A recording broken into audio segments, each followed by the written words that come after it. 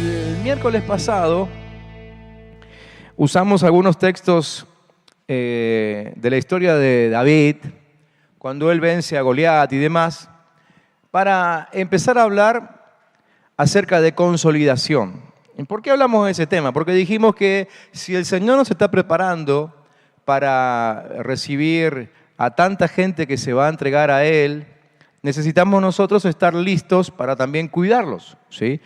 Queremos como iglesia siempre estar listos para cuidar a cualquiera que venga a este lugar y acompañarlo. Sepamos o no sepamos lo que haya que hacer, hay muchas situaciones difíciles de resolver, pero queremos estar listos por lo menos para acompañar y para eso necesitamos ser muy buenos consolidadores. La palabra consolidar encierra todo lo que el cuidado pastoral demanda, ¿sí? Y hoy quiero continuar un poco con este tema, leerles otro pasaje. En realidad le voy a leer porciones nada más, porque también es una historia muy conocida que está en el segundo libro de Reyes, capítulo 4. Pero lo que quiero compartir con ustedes hoy no solamente nos sirve para consolidar a las personas con las que trabajamos, a los que queremos cuidar, sino que en realidad también tiene que ver con el cuidado de todo aquello que Dios nos entrega, ¿sí? Sueños, ministerios, proyectos, lo que Dios haya puesto en nuestras manos. Y ahora a medida que nos vayamos metiendo en esa palabra, ustedes van a ir entendiendo esto, ¿sí? Segundo de Reyes, capítulo 4, contiene una historia que no hace mucho, creo que hace 2 semanas, la compartí yo también en una de nuestras reuniones. Y esa es la historia donde Eliseo comienza a visitar una ciudad donde vivía una mujer que le dijo a su esposo: preparemos una habitación para que cada vez que el profeta pase pueda dormir ahí, pueda vivir ahí. Y se acuerdan que, si estuvieron presentes en esa reunión, dijimos que ella puso ahí una mesa, una silla, un candelabro, una cama, ¿sí? Y explicamos todo eso. Bien. Ese mismo pasaje que quiero compartir esta noche, así que le voy a leer solamente algunas porciones para recordar. Por ejemplo, el versículo 14. Cuando el profeta le dice a su siervo, le dice: ¿qué pues haremos por ella? Y Giezi, el siervo, responde: ella no tiene hijo y su marido es viejo, como diciéndole, lo que necesitaría es un milagro para poder tener un hijo. Versículo 16. Ya encontramos al profeta hablando con la mujer y le dice: el año que viene, por este tiempo, abrazarás un hijo. Versículo 17 dice que la mujer concibió y dio a luz un hijo al año siguiente, en el tiempo que Eliseo le había dicho. Y el niño creció, pero aconteció que un día vino a su padre, versículo 19, y le dijo a su padre: ¡ay, mi cabeza, mi cabeza! Y el padre le dijo a su criado: llévalo a su madre. Y habiéndole traído a su madre, estuvo sentado en sus rodillas hasta el mediodía y murió. Ella entonces subió y lo puso sobre la cama del profeta de Dios y cerrando la puerta se fue. Versículo 27. Cuando la mujer llegó donde estaba el profeta de Dios, en el monte, se aferró de sus pies. Versículo 32. Cuando llegó Eliseo a la habitación, el niño estaba muerto, tendido sobre su cama. Entrando él entonces, cerró la puerta tras ambos y oró a Dios. Después se tendió sobre el niño, poniendo su boca sobre la boca de él, y sus ojos sobre sus ojos, y sus manos sobre las manos suyas. Y el cuerpo del niño entró en calor. Volviéndose de nuevo, se paseó por la casa a una y otra parte, y después subió y se tendió sobre él nuevamente, y el niño estornudó 7 veces y abrió sus ojos. Esta historia es una historia que nos habla acerca de personas que se mueren y se recuperan, o cosas que se mueren y se recuperan, ¿sí? Quiero meter las dos enseñanzas en el pasaje.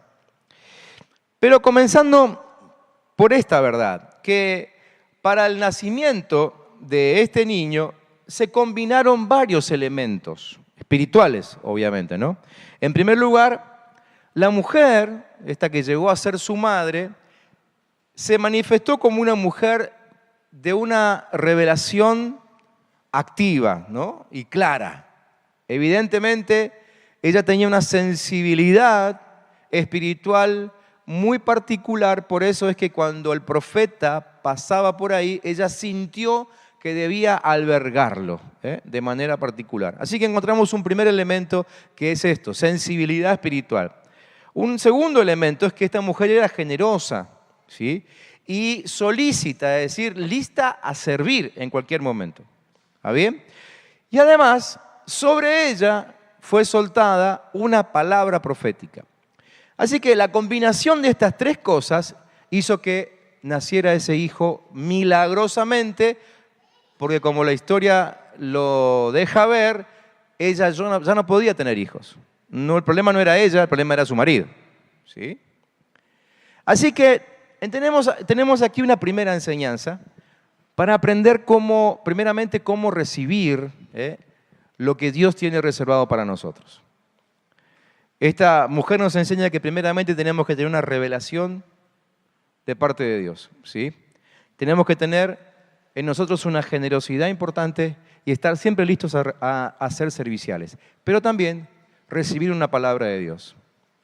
Si no hay palabra de Dios, a nosotros no nos llega nada. ¿Sí? Como siempre hemos dicho.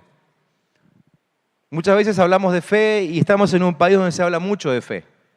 Y en fechas como estas, ¿no? Fechas festivas, o en otras fechas donde se celebra, no sé, el día de algún santo, beato por ahí, se habla mucho de fe, ¿no? Y se dice que la gente tiene fe, pero en realidad la fe solo funciona si hay una palabra de Dios de por medio.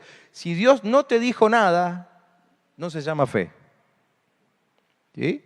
Si vos tenés la expectativa, por ejemplo, de que vas a salir sorteado en el auto que estás pagando, eso no quiere decir que tenga fe.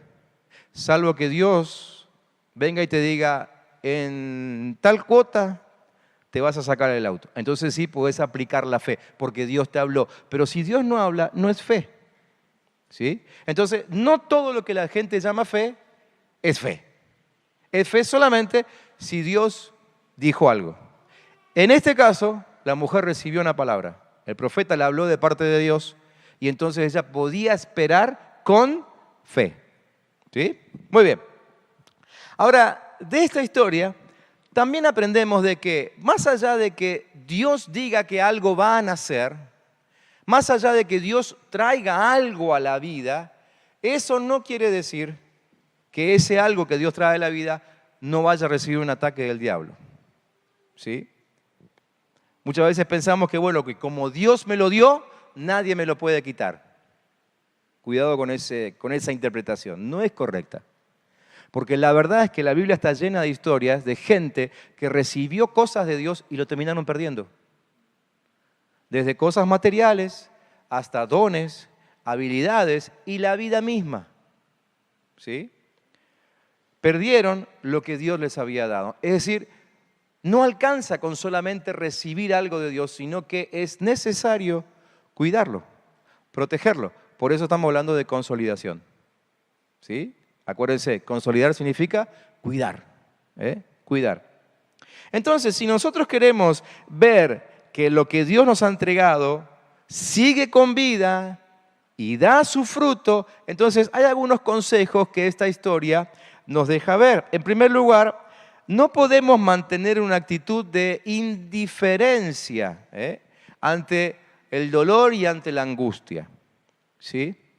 El esposo de esta mujer tuvo esa actitud. O sea, era su propio hijo, pero cuando el hijo se descompuso, ¿vieron lo que hizo? Lo mandó a la casa de su madre. Anda a ver a tu mamá. Y además, no lo llevó él, sino que le encargó a un criado, uno de los peones que tenía en el campo, para que lo llevara a ver a su madre. ¿Qué es lo que él puso en primer lugar? Obviamente que puso en primer lugar su trabajo, su tarea, su campo, su terreno, su cosecha, vaya a saber. Bueno, sí, estaban en época de cosecha, la historia lo dice, ¿no? Pero él puso en primer lugar otras cosas en vez de cuidar lo que Dios le había dado. ¿Sí? Entonces, en primer lugar, necesitamos sacarnos de encima la actitud de indiferencia que a veces tenemos con aquellas cosas que Dios nos da. Cosas o personas. Porque como iglesia muchas veces el Señor nos da personas, ¿sí?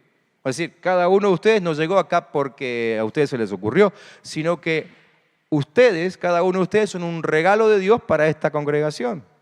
Entonces, la responsabilidad que todos tenemos aquí es cuidar lo que Dios nos dio. Y lo mismo pasa con las cosas materiales. ¿Sí? Sigo con el ejemplo del auto. Dios ya te dio el auto y vos, como te lo dio recién hace poquito, andás diciéndole a todo el mundo, tengo el auto porque me lo dio Dios. ¿Sí? A los 6 meses, 8 meses el auto está hecho una piltrafa. Ya le pegaste unos cuantos rayones, no lo lavás nunca. Dejamos de cuidar lo que supuestamente recibimos de parte de Dios. ¿Sí? Como otras veces también les he dicho, ¿no? A veces estamos pidiendo cosas a Dios. Por ejemplo, pedimos el auto y Dios en algún momento tiene que susurrarnos, pero no te voy a dar el auto hasta que no cuides la bicicleta, que también te la di yo. ¿No? Todos esperamos mejorar, pero no cuidamos aquello mínimo que Dios nos dio, porque no le damos importancia, como este hombre, ¿no? Necesitamos sacarnos ese desinterés de encima. En segundo lugar, tenemos que rechazar la ignorancia y la poca revelación, ¿sí? Hoy es muy común encontrar a gente que dice que va a una iglesia, pero no entiende nada de la Biblia. ¿Sí? Hay gente que inclusive alardea de los cargos y títulos que tiene o que alguna vez tuvo en la iglesia, pero no sabe ni siquiera para qué le sirve la historia de David o tantas otras historias de la Biblia. Necesitamos ser personas que anhelan la revelación, que gustan de la revelación, que buscan la revelación. ¿Sí? No personas que simplemente, iba a decir leen, pero probablemente ni siquiera lean, escuchan una historia bíblica cuando vienen a un culto en la semana, ¿no? Necesitamos ser esas personas que todos los días nos metemos en la palabra de Dios para buscar esa revelación. ¿Sí? Yo aprendí hace mucho tiempo, aunque cuando empieza mi día, abro la Biblia, ahora ya no la abro, ahora la enciendo, ¿sí? Y digo, Señor, necesito encontrar esa ventana por donde meterme a tu sabiduría. Esa ventana es, ¿vieron cuando estás leyendo, y de pronto algo resalta en el texto bíblico, ¿no? Y ahí te quedás. Y eso termina siendo una ventana de revelación. Te metes por ahí y lo que Dios te muestra es increíble. Necesitamos ser personas que anhelan revelación de parte de Dios, ¿sí? El siervo, este siervo del profeta, Giezi, fíjense que andaba al lado del profeta todo el tiempo, pero ignoraba la revelación. Vivía en la casa del profeta. Probablemente escuchaba cuando el profeta oraba, quizá escuchaba cuando el profeta recitaba capítulos enteros de la Biblia, o escritura, la que tenía en aquel tiempo. Pero su ignorancia era increíble, no logró hacer nada frente al niño muerto. La historia dice que él corrió adelante, hizo todo lo que el profeta le dijo que hiciera, pero no tenía poder, porque el poder viene solamente por la revelación que Dios te da. Él hasta inclusive tenía señales de autoridad. El profeta le dijo, anda con mi bastón. El bastón del profeta no solamente era para poder caminar seguro en aquellos terrenos pedregosos que había en aquel tiempo, sino que además era una señal de autoridad. Con la vara generalmente los profetas hacían señales y hacían milagros, ¿sí? Como cuando Moisés, ¿se acuerdan? Levantó la vara y se abrió el mar en dos. Bueno, así era común en aquel tiempo. Así que la vara no era cualquier vara, no es que todos los días cambiaban de vara. Generalmente era la misma desde el principio a fin, pero era una señal de autoridad. Y el profeta le dijo a Giezi, anda con mi vara, y aún con la señal de autoridad no supo qué hacer. Necesitamos ser personas que se meten en la revelación de Dios, ¿sí? Y no vivir por la autoridad de otro. Evidentemente Giezi vivía como un parásito, ¿vieron? ¿Vieron como esas plantas que crecen, pero porque lo que el otro árbol vive? Más o menos así, ¿no? Era un parásito y no tuvo autoridad a la hora de enfrentar la dificultad. Tercero, necesitamos la fe que manifestó esta mujer, espíritu de fe. Espíritu de fe. Fíjense algunas cosas rápidamente ahí porque no quiero detenerme mucho en esto, pero las cosas que esta mujer hizo, lo cual manifiesta fe. En primer lugar, oró todo el tiempo mientras lo tuvo en su regazo. ¿Ustedes han visto alguna vez personas a las que se les muere alguien en sus brazos?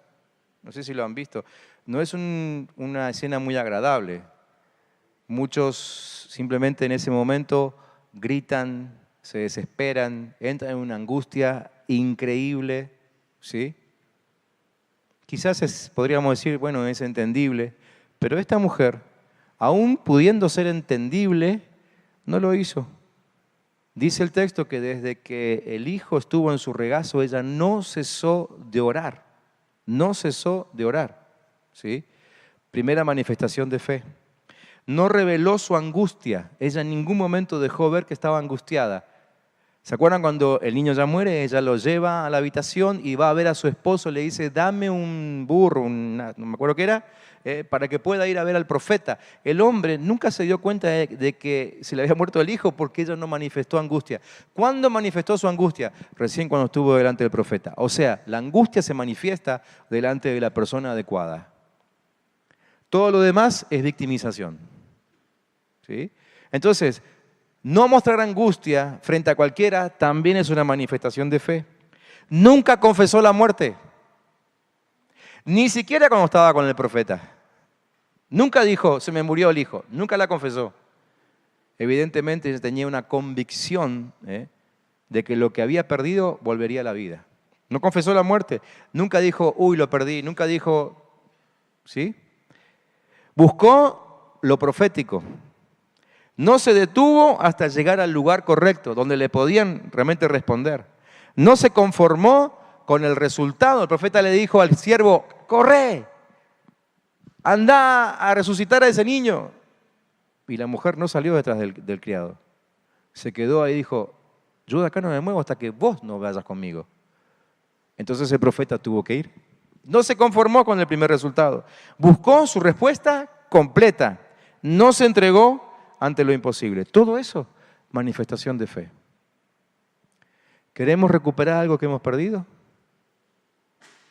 Quizá perdimos una relación. Quizá perdimos, supuestamente, un sueño, una expectativa. ¿Lo queremos recuperar? Tenemos que imitar a esta mujer. Espíritu de fe. Hay que hacer lo que hizo Eliseo. En primer lugar, Eliseo, obviamente, a él lo tomó de sorpresa esto, él no sabía nada. Le dice al siervo, fíjate, anda a ver lo que le pasa a esta mujer, porque Dios no me lo reveló. Fue sorpresivo para él. Así todo, él aceptó el desafío de lo imposible. ¿Sí? Aunque Dios nunca le dijo que iba a resucitar al niño, él creyendo en el poder de Dios, salió con el objetivo de resucitarlo, ¿no?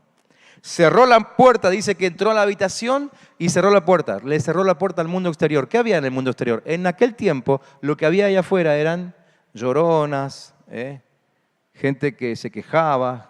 Es decir, eso estaba todo el circo armado, ¿no? Para esas épocas. Él le cerró el comentario a todo el mundo.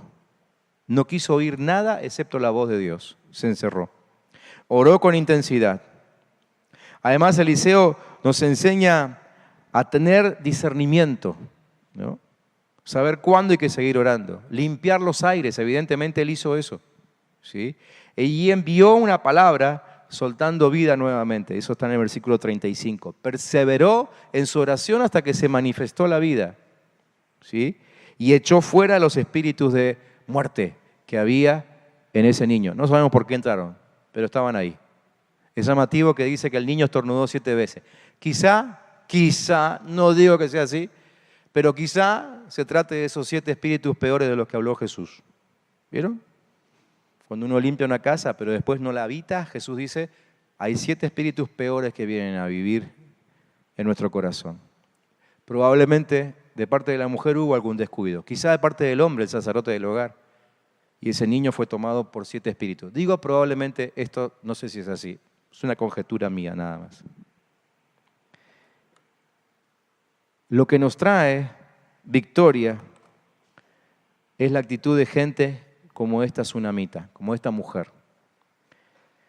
Los que reciben lo resucitado son aquellos que se comprometen como esta mujer, en ayuno, oración, confesión, alabanza, compasión, quebrantamiento, estar lleno de la plenitud del Espíritu Santo, manifestar ser personas de fe, estar definidos en lo que creemos. Esta mujer estaba muy definida a tal punto de caminar no sé cuántos kilómetros hasta encontrar al profeta, ¿sí? Y confesarlo. Esa es la gente que recibe los milagros de la resurrección. Esta noche vamos a tomarnos un rato para orar y vamos a orar por estos motivos. En primer lugar, vamos a orar por aquellos a quienes estamos intentando ganar para Cristo, porque sabemos que es lo mejor para ellos. Pero también vamos a orar por los que ya hemos ganado, para cuidarlos, para consolidarlos. Vamos a orar por ellos para que nunca les pase lo que le pasó a este niño que tuvo que atravesar esa experiencia de muerte, aunque fuera durante unas horas, pero que nunca llegue a eso. No seamos descuidados, ¿sí?, con los que Dios nos ha dado. Y también podemos orar por aquellas cosas materiales que Dios nos haya dado, o por sueños, o por relaciones, lo que sea, lo que Dios nos haya dado. Lo que sientan ahora en su corazón, órenlo allí en los grupos de 2 o de 3 que vamos a armar. Vamos a orar por aquellos que están bajo alguna prueba. Quizás conozcamos gente que está en prueba como esta mujer, ¿sí?, o en prueba como este niño. Quizás conocemos a alguien que en algún momento tuvo el Espíritu Santo dentro suyo manifestándose con vida y ahora pareciera que está muerto espiritualmente. Vamos a orar por esa persona. Quizás tienen una carga ustedes en su corazón. Bueno, pongan el nombre de esa persona ahí en el grupito y oren por esa persona. Y en tercer lugar vamos a orar también por nosotros, para que seamos perseverantes en cuidar todo lo que Dios nos da. Amén. Vamos a luchar por nuestro milagro. Si Dios nos dio algo, no lo soltemos, ¿sí? Si parece muerto, recordemos esta historia. Vayamos a buscar la resurrección bajo el poder de Dios. Si Dios no los dio, probablemente, lo más seguro, es que Dios no lo quiera muerto. Dios lo quiere vivo, porque todo lo que Dios nos da es para que cumpla un propósito en esta vida.